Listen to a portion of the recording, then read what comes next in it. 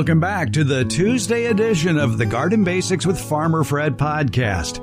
Unlike the Friday edition, we're dedicating the Tuesday podcast to answering your garden questions. Stay tuned to find out how you can get your garden question into the program. So come on, let's do this. We're here at the Fair Oaks Horticulture Center on a January workshop day where the public is invited, and we're getting answers to the question from Meredith in Maryland, who asks, I wanted to see if you had a list of garden tools or products you like. I have a big birthday coming up, so I wanted to get a wish list in order. So that makes a good question for a lot of master gardeners. What's your favorite garden tool or garden product? Or if you can't choose one, maybe you have several. Let's find out from Gail Pothauer, vegetable expert, master gardener. And Gail, you've been doing this for a few years now. Oh, yeah. Long time. So I imagine there are some go-to tools, if you will, that or products that you use on a regular basis. Yes, and probably my number one would be a pair of Felco pruners. I like them better than the anvil because they don't crush the stems. They're easy to sharpen. You can replace pieces and parts if you need to. I currently have 2 pairs that are ready to be replaced, so that's high on my list is a new pair of Felco pruners. What's nice about Felco pruners, the quality ones, is usually where you see the Felco pruners for sale, there are replacement parts. So if you need to replace the spring or you need a new blade, they're available right there, and you can take it apart. That's one thing I think to look for if you're buying any sort of pair of hand pruners, is make sure you're able to take it apart to clean it and sharpen it. But now the big question is, okay, Felco pruners, excellent pruner. Do you like the number 2, the number 6, the number 7? Oh, golly. I have 2 pairs at home. One is for the smaller hand. I think that's a 6. I'm not sure. And the other one, I think, is an 8. Huh. And I would stick with the 6 just because I have a smaller hand. I have a little bit of hand arthritis, and so it's a little easier to use. That's one of the reasons the number 7 is so popular for people with arthritic hands, is it has sort of a rotating handle. And with the number 7, your hand slides as you're cutting. Right. I haven't tried that one yet. So when I go to purchase a new pair, I might check that out. And I believe they also have one for left-handed. If you're a left-handed person, makes it a little easier to use. And the standard in the industry for people just buying general Felco pruners is usually the number 2. I've had my number 2 for decades. Yeah, I've had both of mine, probably 20 years. And so they are in need of replacement. So that's what I plan to get this year. All right. And while you're doing that, you might as well buy a sharpening kit, too. Ooh, good idea. I will keep that on my list. I hadn't thought about that. Yeah, that's a good idea to keep them sharpened. Right now, I have a little one I carry in my pocket, just to do a quick little sharp on it. But yeah, it's good to get a sharpening kit for them as well. Corona makes an excellent little sharpening kit. In fact, they have done displays here at the Fair Oaks Horticulture in the past about the Corona sharpener that you can carry in your pocket. And it really works well. I was amazed at how well it sharpened a pair of scissors. Even my wife was impressed. And for me to impress my wife takes a lot. So thank you, Corona. One of my favorite tools to use is a spading fork, which is different than a pitchfork. A pitchfork is used for throwing hay around. Spading fork has wider tines, and if you have heavy clay soil, it's great to dig with a spading fork. Yes, I have one as well. In fact, I inherited it from my grandfather. So it's pretty old. It's in okay condition. I mean, the wooden handle is a little rough, but I use it all the time. I use it to turn my compost. I use it to dig in my raised beds. I use it to dig up rocks. It's a wonderful tool. And if you get a good quality one, it'll last forever. We are compiling a list of garden wish list tools and products for Meredith in Maryland. Gail Pothauer, thanks for your help. You're welcome, Fred, anytime. Let's talk with a group of master gardeners who say, we have favorite tools, we have favorite garden products, and we're all standing around a table here on a January workshop day. And first up in this group is Diane Johnson. Diane. Good morning. Do you have a favorite garden tool or garden product that you like to use as a master gardener? You've been gardening for a long time. For a long time, yes, absolutely. We just looked it up, and it's called an upgraded garden kneeler and seat with thicken and widen soft kneeling pad. Regardless, it's wonderful. Yeah, and you can use them to keep yourself off the mud or pry yourself up off the ground. Yeah, and we all need help. Yeah. Well, that's wonderful. Annie McDonald, I know you as a fabulous cook. You're also a fabulous gardener. Do you have one tool or service or product that you like to use in the world of gardening that would make a good birthday gift? Okay, one thing, I don't use it that often, but when I do use it, I'm very grateful I have it, is a heavy-duty pair of loppers, because sometimes little pruning shears don't do it. Yeah, the old saying in the world of pruning shears and loppers is if it's less thick than your little finger, you can use hand shears. If it's the thickness of your index finger, you want to use loppers. And if it's bigger around than your thumb, you want to use a pruning saw. So a loppers is a good middle choice to use. Yeah, well, I have a very heavy-duty one, and it can take care of things like your thumb. Well, be careful with that. All right. Okay. Susan Post is here, also a master gardener. Susan, do you have a favorite garden tool that you would recommend as a birthday gift? Well, there's a weeder it's shaped like a triangle, and it has a wooden handle, and it has a very sharp edge, and you can scrape it along the ground and just catch those annuals. I remember that as the winged weeder. That sounds very appropriate. Yes. I have another suggestion. I gave my husband some ratchet loppers, and they can cut at least 2-inch branches, and they're like butter. They're lightweight. They have extendable handles. They're great for lopping big branches. Extendable handles, that's a great idea. Yeah, ratchet pruners, ratchet loppers, it takes the pressure, so you're not trying to cut through a branch on one stroke. It allows you to sort of open it again, then close it again, and it makes it a lot easier. So a ratchet lopper is a great idea. Curtis Parnell. Curtis, you're over here laughing. You must have a favorite garden tool. My favorite garden tool I learned from my buddy Gail Pothauer, which is an ori-ori. An ori-ori knife. Yes. It lets people like me not have to have my shovel and my spade and all those things at the same time. I can weed. It really is a very versatile little tool. And it's very durable as well. The Japanese hori-hori knife, it looks kind of like a trowel, but one edge has a serrated edge, so you can actually cut with it. Because it has a slight trowel indentation, you can dig with it. And people see you coming with it, they'll run because they think you're... It's a great weapon. All right. Linda Sanford, Master Gardener, you have any favorite tools? I like hula hose. Hula hose, not hula hoops. No, hula hose. It has a movable, flat metal piece that helps you get the surface roots out of weeds. And it sort of scrapes along the surface? It does. All right. Some good ideas for a birthday list for a gardener, Meredith. Hope that helps you out.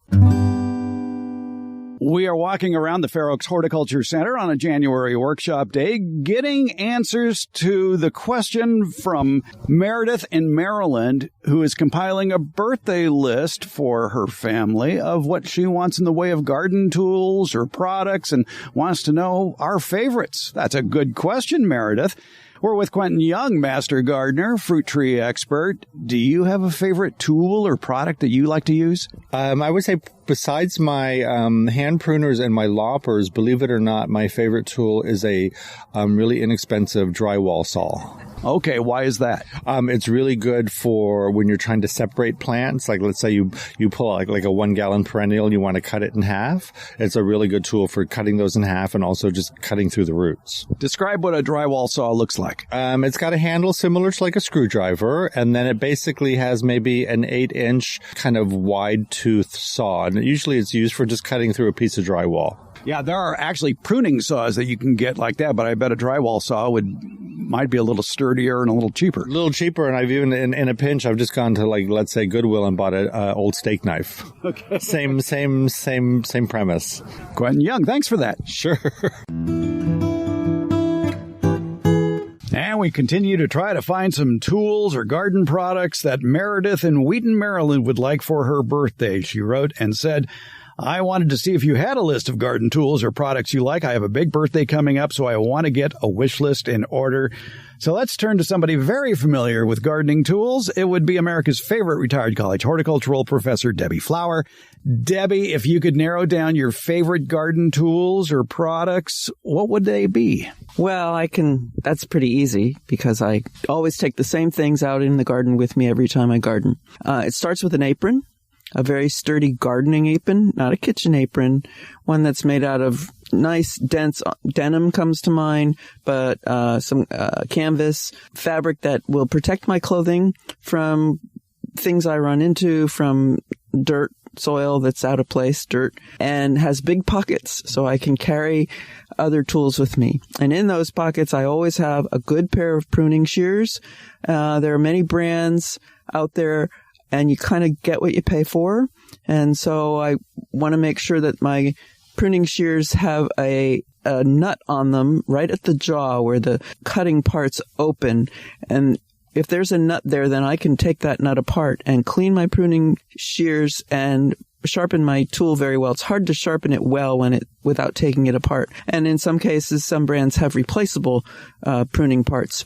So a good pair of pruning shears, hand shears that are comfortable in my hand. They come in different sizes. They come in lefties and righties. If you're a left-handed like my son, you can get one that fits your hand better. And a tool called a hori. It's kind of a Japanese spade. You can dig with it. You can mix with it. It has a serrated edge on one side, so you can cut with it. So it's very useful for weeding, for digging things up, or filling holes. Those are the things I would start with. We've had a lot of votes in this round for hori knives and pruners, and rightly so.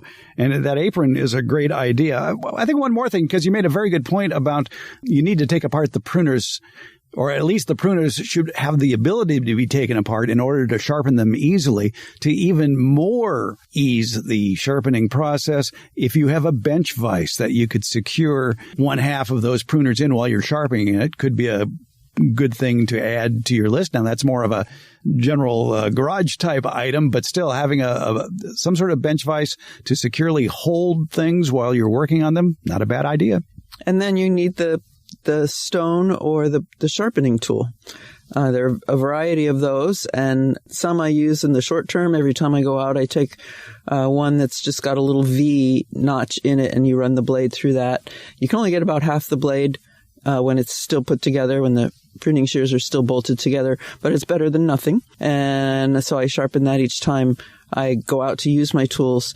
But if you're going to do it on a bench vise I would have a sharpening stone, and then you use just a 20-degree angle. A lot of people want to go much sharper than that. And you do get a sharp blade by raising the stone higher than that. And the angle is the angle at which you're approaching the blade, but it doesn't last. It becomes a very, very thin blade very quickly when you sharpen it on too tight an angle, and it breaks off quickly with your first few cuts. So you want to go on a very gentle angle to the blade, 20 degrees, and one direction, back to front, back to front, back to front on the blade. Then you flip it over and go flat on the back of the blade where you don't have a sharpness. A lot of the instructions that you just said are usually included in the instructions that come with the tool, which is why it's very important to keep that sharpening tool box or card it came on, so you have that reminder of exactly how to do it, because it's very important that you don't do it at the wrong angle. Correct. Yes. Well, thanks for your input on this. We've given Meredith in Wheatland, Maryland, a lot lot of good ideas on this first Tuesday episode of the Garden Basics podcast about garden tools and products that you might want to put on a birthday list. Don't forget the Tuesday podcast is back in action. It'll strictly just be garden questions, and you can get your garden questions in by leaving an audio question. You can call us at 916-292-8964. Leave a question there, 916-292-8964. You can leave an audio question without making a phone call. Do it on your computer via SpeakPipe at speakpipe.com/gardenbasics. Email? Sure. Send it to fred@farmerfred.com, or you can fill out the contact box at our homepage, gardenbasics.net, and keep bringing those questions in. And really, if you can, do call us or leave that audio question with SpeakPipe, because we really, really, really want to hear your voice and find out about your garden. And of course, whenever you ask a garden question, yes, that's right, you can sing along with me. All gardening is local, so be sure to tell us where you're gardening at.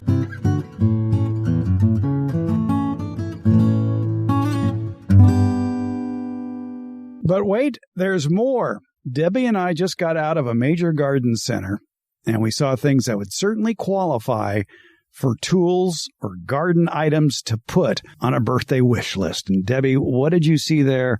And truly, they are very necessary gardening implements. Gloves. Gardening gloves, very important.